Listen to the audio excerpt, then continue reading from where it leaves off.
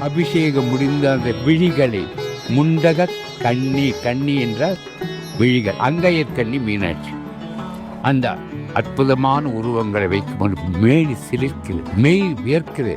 சாதாரணமாக தண்ணீர் அதை அருந்தும் போது அனைத்து நோய்களும் நீங்கிவிடுகிறது. அடுத்து சாம்பல். நாம் எப்படியும் சாம்பலாக போகிறோம் என்பதற்கு ஒரு நினைவு. நாம் சாம்பலாவதற்கு முன்பு சாட்சாத் அந்த சக்தி தெய்வத்தின் பாதங்களில் அடைய வேண்டும். அடுத்து எலுமிச்சம்பழம். அம்மனுக்கு எலுமிச்சம்பழம் மாலை போட்டு அதை வீட்டுக்கு எடுத்து சென்று வைத்தால் அனைத்து தோஷங்களும், ஏன் வாஸ்து தோஷம் கூட சரியாகிவிடும்.